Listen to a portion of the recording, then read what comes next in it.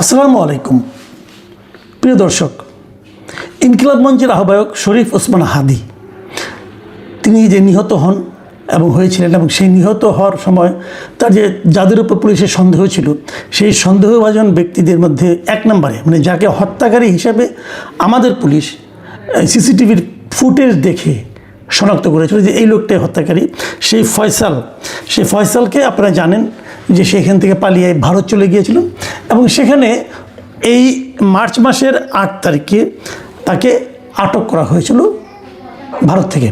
ভারতের 24 পরগনার এই যে বনগাঁও এলাকা আছে আমাদের সীমান্তের একদম লাগোয়া, সেখান থেকে তাকে গ্রেফতার করা হয়েছিল এবং গ্রেফতার করার পর তাকে প্রাথমিক একদিন ধরনের জিজ্ঞাসাবাদ হয়েছিল এবং তারপর সেই জিজ্ঞাসাবাদের ভিত্তিতে বেশ মিডিয়াতে নিউজও ছাপা হয়েছিল এবং সেখানে আমরা শুনেছিলাম মিডিয়ার খবর থেকে যে উনি প্রাথমিকভাবে স্বীকার করেছেন যে উনি এই হাদি হত্যাকাণ্ডের সঙ্গে জড়িত। কিন্তু তারপর তাকে 14 দিনের রিমান্ডে নেওয়া হলো আদালতে সাবমিট করার পর সেখান থেকে তাকে 2 সপ্তাহের জন্য রিমান্ডে দেওয়া হয় এবং রিমান্ড শেষে আজকে তাকে আবার কোর্টে প্রডিউস করা হয়। কোর্ট তাকে 2 সপ্তাহের জন্য কারাগারে পাঠায় এবং 2 সপ্তাহে কারাগারে পাঠানোর পর আগামী মাসের মানে এপ্রিলের 2 তারিখে তাকে আবারও আদালতে হাজির করা হবে এবং তখন কোর্ট কী সিদ্ধান্ত দেবে কি দেবে না সেটা অন্য কথা। কিন্তু আজকে আলোচনাটা হলো এটা নিয়ে যে যখন তাকে আদালত থেকে বের করে মানে আপনার জেলে নিয়ে যে কারাগারে নেওয়ার জন্য গাড়িতে ওঠানো হচ্ছিল, তখন সেখানকার সাংবাদিকরা হেঁটে যাওয়ার সময় তাকে কিছু প্রশ্ন করেন। অনেক ধরনের প্রশ্ন ছিল, আপনি কেন হত্যা করেছেন, হত্যার সঙ্গে কে জড়িত, আপনার সঙ্গে কে জড়িত, আপনাকে কারা নিয়োগ করেছিল, কী করেছিল না করেছিল, এগুলো অনেক ধরনের নানা ধরনের প্রশ্ন হয়, যেটা হয় আর কি। আপনারা দেখবেন যখন এভাবে কেউ একজন বেরিয়ে যেতে নেয়, সাংবাদিকরা তার পিছু নেয়, সাংবাদিকরা বুম হাতে নিয়ে নানা ধরনের এক একজন এক একটা প্রশ্ন করে, কিন্তু অনেকে বিরক্ত হন এই ধরনের প্রশ্ন দেখে। কিন্তু এর একটা কিন্তু সাইকোলজিক্যাল এফেক্ট আছে, এটা আপনারা মাথায় রাখবেন। সাইকোলজিক্যাল এফেক্ট কী, যখন নাকি নানা ধরনের প্রশ্ন উঠতে থাকে তখন যার উপর প্রশ্নটা করে সে এক পর্যায়ে তার ধৈর্য হারায় ফেলায় এবং ধৈর্য হারিয়ে ফেলে সে এমন কিছু কথা বলে দেয় যেটা থেকে হয়তো পরবর্তী সময়ে যারা নাকি এই অনুসন্ধান করেন, এই সমস্ত ইনফরমেশন চান, তদন্ত করেন, তাদের কিছু ক্লু মিলে যায়।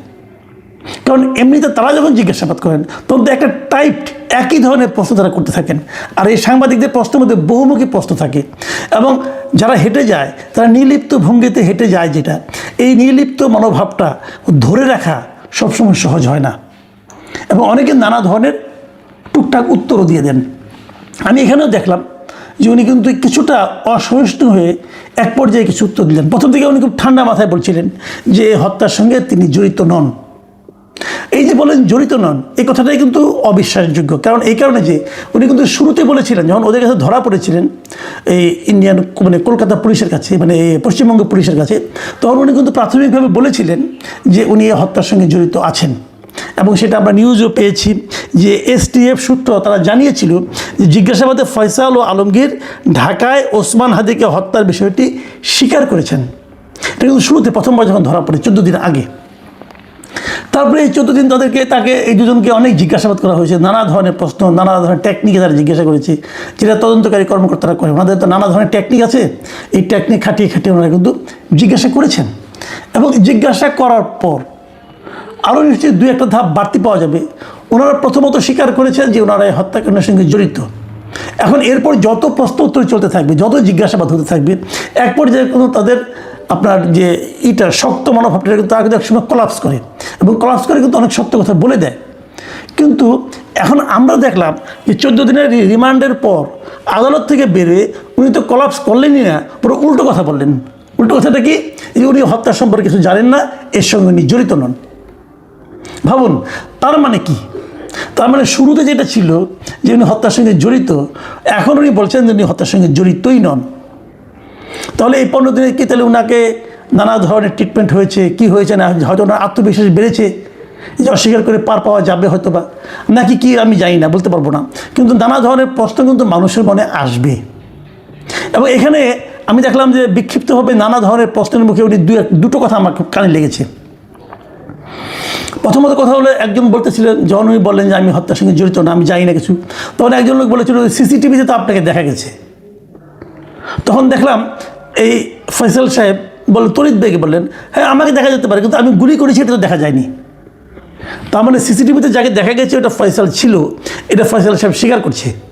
বাট উনি গুলি করেছে কি না এটা তো দেখা যায়নি, অতএব উনি নিজেকে নির্দোষ দাবি করছেন। তার মানে উনি ওই সময় ছিলেন, এটা তো স্বীকার করলেন উনি। তাহলে তারপরে কী হলো? তাহলে উনি ইন্ডিয়া পালালেন কেন? এই সমস্ত প্রশ্নগুলি কিন্তু আসবে, একটার প্রশ্ন একটা কিন্তু জড়িয়ে থাকবে। এরপর এক পর্যায়ে উনি যে কথাটা বললেন, যেটা নাকি এই আলোচনার মূল বিষয়, সেই জায়গায় উনি বললেন, আমরা শুনলাম, আমিও যতটুকু শুনেছি আর কি ভিডিওতে, তিনি বললেন যে এর সঙ্গে জামাত শিবির জড়িত হতে পারে, তাদের দিকে খেয়াল করুন।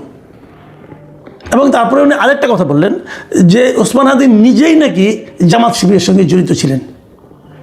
দেখুন, আমি কয়েকদিন আগে যখন তাকে প্রথম ধরা হয় তখন আমি একটা কথা বলেছিলাম যে এটা নিয়ে এখন না রাজনীতি শুরু হয় আবার। কারণ ফয়সাল সাহেব, ওনাকে কি আপনারা মনে করেন উনি সত্যবাদী যুধিষ্ঠির? উনি যা বলবেন সেটাই কি আপনার সত্য বলে ধরবেন? এখন উনি যদি একজনের নাম বলে দেয় যে অমুকে জড়িত, তখন আব্দুর রহিম নামে এক লোকের নাম বললো যে আব্দুর রহিমের সঙ্গে জড়িত, আব্দুর রহিম এই জন্য আমাকে এত টাকা দিয়েছে বললো। এখন তাহলে কি যত আব্দুর রহিম আছে সবাই তো বিপদে পড়ে যাবেন, যে তাহলে তো আমাকে ধরবে। এখন ফয়সাল বললেই কি সেটা গ্রহণযোগ্য? ফয়সাল তো একেবারে এক এক কথা বলছে, ফয়সালের কথার উপর আপনি কতটুকু নির্ভর করবেন? কিন্তু আমি নিশ্চিত এই যে উনি জামাত শিবিরের কথা উচ্চারণ করেছেন, এতেই কিন্তু এখন জামাত শিবিরের বিরুদ্ধে নানা ধরনের রাজনীতি শুরু হয়ে যাবে। বলা শুরু হবে জামাত এরকম করে, বলা শুরু হয়ে যাবে জামাত ইচ্ছাকৃতভাবে এই ইলেকশনে একটা এগিয়ে থাকার জন্য এই কাজটা করেছে। বলা হবে জামাত আগে থেকেই নির্বাচন পিছিয়ে জায়গাটা চাচ্ছিল, এই ঘটনার মাধ্যমে নির্বাচনটাকে পিছানোর জন্য তারা চেষ্টা করেছে। এগুলো কিন্তু আলোচনা হতে থাকবে। এই আলোচনা হলে এই আলোচনাগুলি যে একেবারেই ভিত্তিহীন আমি কিন্তু সে দাবি করছি না, কারণ দাবি করছি না এই কারণে, দাবি করলে যেটা আমাকে প্রমাণ করতে হবে, তার তো কোনো প্রমাণ আমার কাছে নাই। আবার এইটার উপর ভিত্তি করে আপনি তদন্ত চালাবেন সেটাও আমি বলছি না, কারণ আপনি এইটার উপর ভিত্তি করে চালান তাহলে ফয়সালকে আপনি সত্যবাদী হিসেবে বিবেচনা করছেন। ফয়সালকে সত্যবাদী লোক, খুব ভালো লোক, ভদ্রলোক, এখন দেখলাম তার খোঁচা খোঁচা দাঁড়িয়ে হয়ে গেছে, তো তাহলে কি প্রমাণ হলো সে ভদ্রলোক এবং সে খুব সত্যবাদী? এটাও তো নয়। কাজেই কতটুকু কি বলছে তার উপর নির্ভর করে আমি মনে করি এমন কোনো সিদ্ধান্ত নেওয়া যাবে না যেটা নিয়ে আবার নতুন অন্য ধরনের রাজনীতি হতে পারে।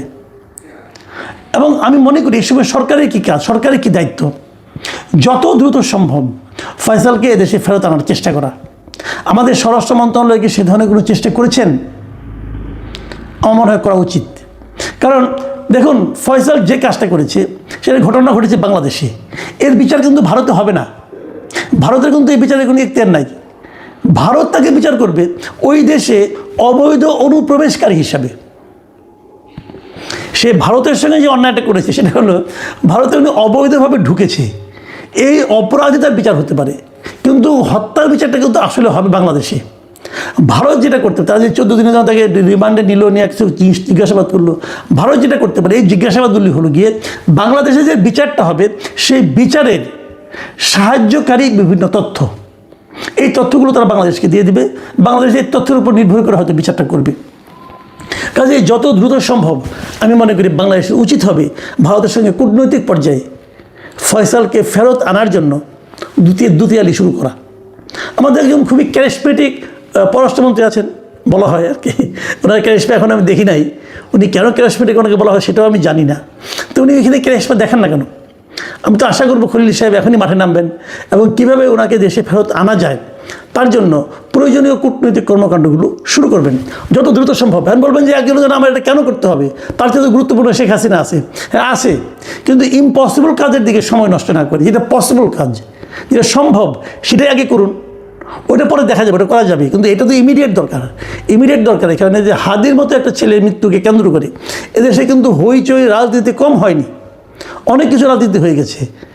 যে সেই রাজনীতিটাকে থামানোর জন্য হলে এটা করা দরকার। দেখুন, নানা ধরনের কথা কিন্তু প্রচারিত আছে, অনেকে তো এমন কথা বলছে, যে কথাটা নাকি ফয়সালের কথা থেকে আমাকে এই কথাটা শুনে একজন আমাকে এই কথা বললেন যে দেখুন উনি কিন্তু একটা কথা বলেছেন যে হাদি নিজেই ছিল জামাত শিবিরের লোক, এবং এর সমর্থনে কিছু বক্তব্য আছে। কেউ কেউ বলে থাকেন এই জামাত শিবিরের নাকি কিছু গুপ্ত লোক আছে বিভিন্ন জায়গায়, জামাত শিবিরের নাকি একটা সুইসাইড স্কোয়াড আছে, 230 জন না কয়জনের একটা তালিকা উনি একবার দিয়েছিলেন, তালিকা দেননি, সংখ্যাটা বলেছিলেন। যিনি গোয়েন্দা সংস্থার একজন লোক বলেছিলেন আমাকে যে এমন লোক নাকি জামাতের গুপ্ত অবস্থায় আছে, স্লিপিং ক্যাডার হিসেবে তারা আছে, এবং তারা নাকি যে কোনো প্রয়োজনে নিজের জীবন দিতেও প্রস্তুত আছে, এই ধরনের আর কি। তো তাদেরই একজন নাকি হাদি ছিলেন। দেখেন এই ধরনের কথা কিন্তু নানা ধরনের কথা, এগুলো হয়তো উর্বর কল্পনা প্রসূত কথা হতে পারে। এই কথাগুলো কিন্তু বাজারে ছড়তে থাকবে যতক্ষণ পর্যন্ত না তাকে আপনি আপনার কাছে না আনতে পারবেন। দূরে থাকলে অনেক কিছুই হবে, একজন এক একটা বলবে, কেউ তো আর চ্যালেঞ্জ করবে না, তাই না?